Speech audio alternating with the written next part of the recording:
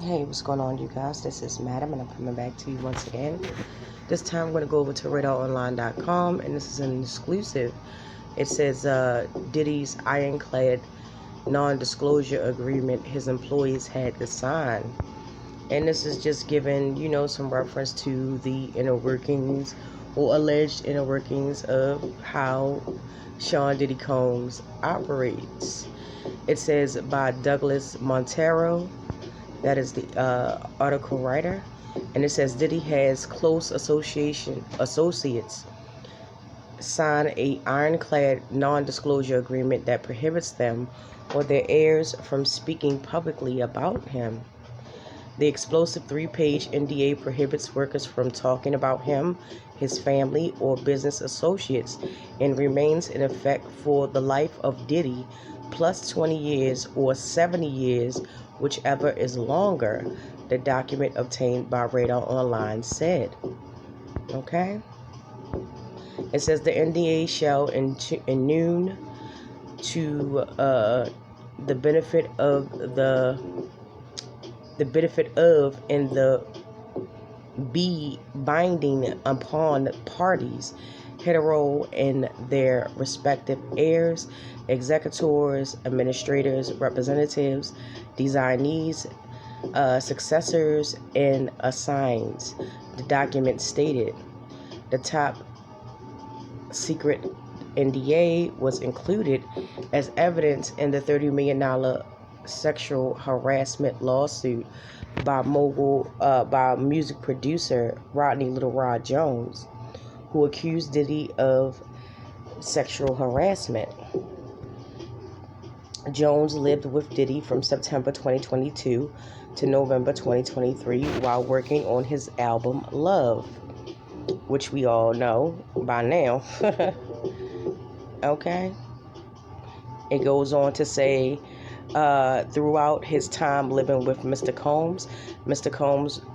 Jones was a victim of constant, unsolicited, and unauthorized groping and touching of his anus by Mr. Combs, in the federal lawsuit states.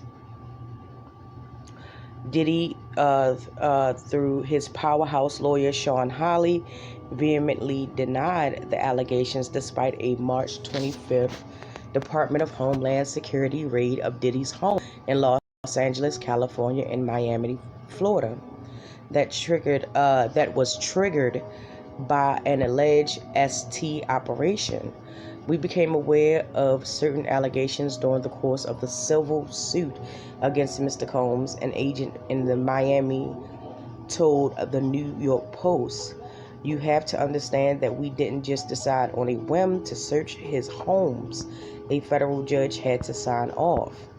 Okay? And that's like piggybacking off of the article that I did yesterday. So, it also continues to say that Diddy's notorious NDAs first drew media attention when his former artist-singer Aubrey O'Day revealed she refused to sign the contract as a condition to obtain the publishing rights to her songs.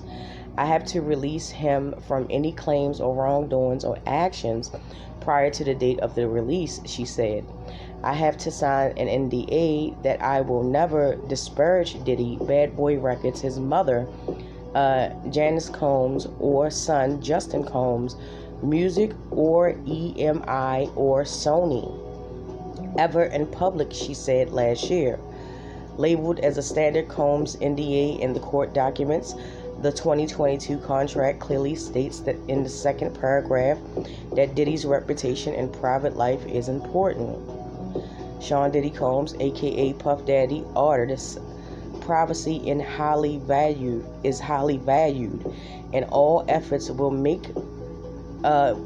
made to maintain confidentiality with respect to all information and other materials of any kind, including without limitation to the terms, conditions, and existence of this agreement, the document stated. The beneficiaries of the agreement include, without limitations, Diddy, his relatives, past or present fiancés, husbands, wives, boyfriends, girlfriends, friends, and business associates. They were banned from discussing Diddy's business and entertainment deals, financial affairs, personal life, or provide any information that may harm, disparage, demean, or reflect negatively or poorly upon or cause injury to reputation, character, or career of Diddy and slash family and business associates. The NDA stated any breach of contract would result in monetary damages. And that is the end of the article right there. In days, people will want to dive closer into that. But from what I get from it, and this is just what I get from it, you can't say nothing. You can't, you know what I'm saying? You can't say nothing. And, it kind of makes sense now why Ariel Day would take it upon herself. You say, well, you don't want me to, talk about you disparagingly or, make any accusations against you. However, you're holding my part of my life's work hostage, and it becomes a thing to, will I sign this NDA so that I can get my publishing rights, so I'll be able to make an earning or a living off of it? Or is it a thing of, I guess, integrity? He was like, well, yeah, of course I want my, publishing rights and things of that nature, but in the same token, I don't want to be stifled. I don't want to, have a gag on me to where as though I'm not able to say, feel, and express, what is going on, But, hey, I don't know, you guys. This is pretty crazy. And, it just goes to show you that, a lot of the people that are excuse me, held in high honor tend to, put these NDAs out. I will say that the NDA that was presented, if that is in fact the actual NDA, is very well done. It's basically giving the people that signed it, the signees, no legal right ramifications regardless of what's said, what's done in the course of them being around each other or interacting with each other, or things like that. It's really an eye-opener of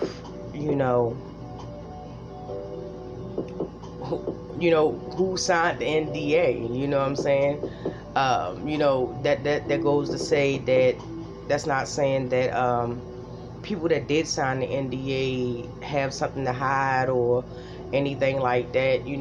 Some of them probably feel like, hey, I get my publishing rights, but this nigga is going to go down anyway. It's going to be someone that didn't sign the NDA. It's going to be someone that, that eventually is going to speak out regardless of that.